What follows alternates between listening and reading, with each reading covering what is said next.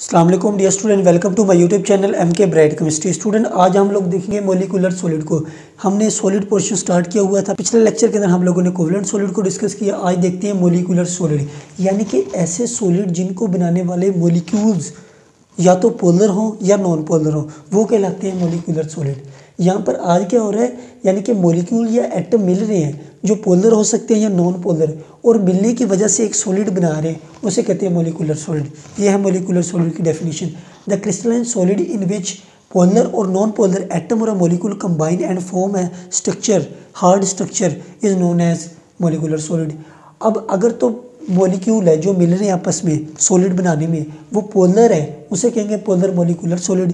अगर मॉलिक्यूल है non polar तो उसे कहेंगे नॉन पोलर मॉलिक्यूलर सॉलिड। मसलन पोलर मॉलिक्यूल कौन सा हो सकता है? वाटर ले लें इधर, ठीक है। वाटर एक पोलर मॉलिक्यूल है।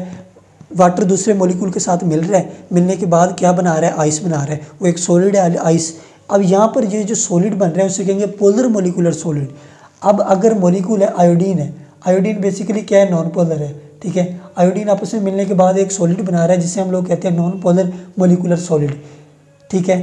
अब जो पोलर मॉलिक्यूलर सॉलिड होते हैं इनके दरमियान कौन सी फोर्सेस पाई जाती हैं? उनमें पाई जाती हैं dipole dipole forces, because on a polar molecule dipoles are present, due to this dipole dipole forces are present in a polar molecule. लेकिन अगर नॉन पोलर मॉलिक्यूल में बात करें, क्योंकि उनके ऊपर कोई पोल जनरेट नहीं होते, इस वजह से उनके दरमियान एक वीक फोर्स पाई जाती है, जिसे लंदन फोर्स कह लें या वंडरवाल फोर्सेज जो होती हैं वो पाई जाती हैं नॉन पोलर मॉलिक्यूल के दरमियान। इसकी एग्जांपल हमारे पास आइस है, इसकी एग्जांपल है मेरे पास आयोडीन, ठीक है।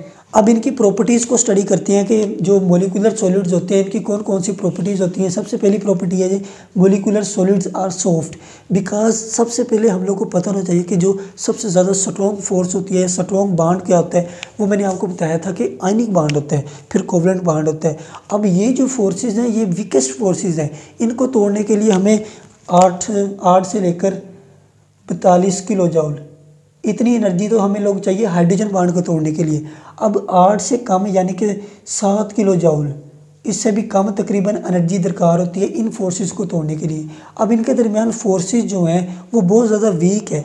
ये वाली जो मैंने आपको इधर लिखी है ये हाइड्रोजन बांड की है, ठीक है। हाइड्रोजन बांड भी वीक बांड है, लेकिन इनकी निस्बत वंडरवाल फोर्सेस की निस्बत, ये डाइपोल डाइपोल अट्रैक्शन की निस्बत, ये हाइड्रोजन बांड से स्ट्रॉन्ग होता है। अब मैंने आपको बताया कि 8 से लेकर 42 तक तो उस हाइड्रोजन बांड को तोड़ने के लिए ज़रूरी होती है। 8 से कम, 8 किलो जूल से कम एनर्जी दरकार होती है इनको तोड़ने के लिए। तो यानी कि very weakest forces are present in these molecular solids, due to this we can say that these are soft and easily compressible, यानी कि इजीली कंप्रेस किया जा सकता है और ये सॉफ्ट होते हैं। उसके बाद देख रहे हैं जी लो मेल्टिंग पॉइंट, इनके जो मेल्टिंग पॉइंट होते हैं वो भी लो होते हैं और ये इजीली वोलेटाइल है, यानी कि एवेपोरेट हो जाते हैं। आइस का आप लोगों को देखा हुआ है, ठीक है। They are bad conductor of electricity because in these molecular solid there are no free electrons present, ठीक है। फ्री इलेक्ट्रॉन की ना होने की वजह से ये जो होते हैं बैड कंडक्टर ऑफ इलेक्ट्रिसिटी होते हैं। अब अगर इनकी डेंसिटी की बात करें तो इनकी डेंसिटी कम होती है। क्यों डेंसिटी कम होती है? क्योंकि इनके दरमियान जो स्पेसेस होती हैं वो ज़्यादा होती हैं। स्पेसेस ज़्यादा होने की वजह से इनके वॉल्यूम ज़्यादा होते हैं। अगर वॉल्यूम ज़्यादा है तो डेंसिटी कम। हमें पता है कि density is equal to mass over V. अगर वॉल्यूम यानी कि इनके ज़्यादा, वॉल्यूम किस वजह से ज़्यादा? क्योंकि इनके मॉलिक्यूल के दरमियान स्पेसेस ज़्यादा होती हैं। स्पेसेस ज़्यादा होने की वजह से इनकी जो डेंसिटी होती है वो कम होती है। जो पोलर मॉलिक्यूलर सॉलिड है ये मैंने आपको दिखाए हैं, ये किसके अंदर सोलूबल है? पोलर सॉल्वेंट के अंदर। लेकिन जो नॉन पोलर मॉलिक्यूलर सॉलिड है ये किन के अंदर सोलूबल है? ये नॉन पोलर सॉल्वेंट्स के अंदर सोलूबल है। अब जो होते हैं पोलर मॉलिक्यूलर सॉलिड, इनके मेल्टिंग पॉइंट, बॉइलिंग पॉइंट ज़्यादा होते हैं निस्बतन इनके, because dipole dipole attraction are strong force than the London forces. ये डाइपोल डाइपोल अट्रैक्शन जो होती है ये इनकी निस्बत ज़्यादा स्ट्रॉन्ग होती है। अब ज़्यादा अट्रैक्टिव फोर्सेस होने की वजह से इनके जो मेल्टिंग और बॉइलिंग पॉइंट होते हैं वो ज़्यादा होते हैं पोलर मॉलिक्यूलर सॉलिड के निस्बतन इनके नॉन पोलर मॉलिक्यूलर सॉलिड के, ठीक है। अब हम लोग देखते हैं कि नॉन पोलर जो है आयोडीन है, आयोडीन बेसिकली नॉन पोलर है। अब इसका स्ट्रक्चर कैसे ड्रा करना है? स्ट्रक्चर इसका ड्रा करना सिंपल है। आपने क्या करना है, सबसे पहले एक क्यूब ड्रा कर लेनी है, ठीक है। ये देखिए मैंने एक क्यूब ड्रा कर लेनी है।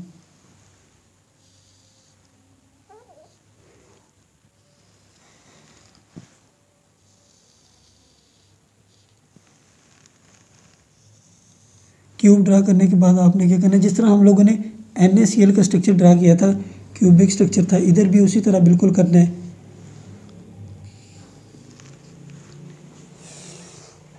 अब क्यूब के कितने कॉर्नर होते हैं? 8 कॉर्नर होते हैं।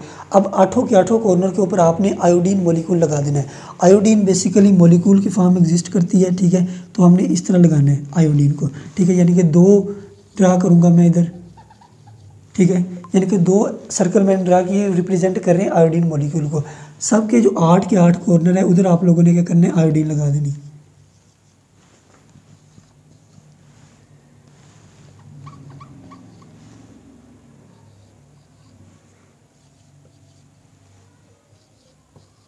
ये मैंने आठों के आठों कॉर्नर के ऊपर क्या किया? आयोडीन लगा दिया। अब हमें पता है कि एक क्यूब के 6 फेसेस होते हैं, ठीक है, यानी कि 6 इसकी साइड होती हैं। अब जिस तरह एक रूम है, रूम भी एक क्यूब होता है, रूम की 6 साइड किस तरह होती है? 1 2 3 4 और ऊपर वाली 5 और नीचे वाली 6। अब 6 के 6 जो फेस होती हैं उनके सेंटर में आपने क्या करना है? आयोडीन मॉलिक्यूल को लगा देना है। सिंपल आपका आयोडीन का स्ट्रक्चर बन जाएगा। ये देखिए ये वाला फेस है। अब इसके सेंटर में सबसे पहले मैं इसका सेंटर तलाश करूँगा। ये इसका सेंटर है, ठीक है, इधर मैंने 2 मॉलिक्यूल लगा दिया आयोडीन के। अब ये वाला जो फेस है इसके सेंटर भी मैं लगाऊंगा।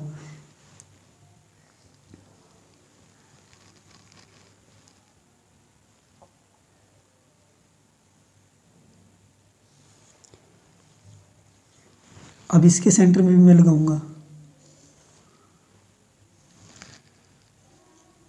अब इसी तरह ये वाला जो फेस है मेरे पास, इसके सेंटर में मैं एक आयोडीन का मॉलिक्यूल लगाऊंगा। अब यानी कि 4 जो साइड थी उनके सेंटर में मैंने लगा दिया। अब रह गई है 2 साइड्स। अब वो किस तरह बनानी है? ये मैंने इसको इसके साथ मिला दिया। अब ये वाली जो साइड है इसको इसके साथ मिला दें आप, ऊपर वाली को।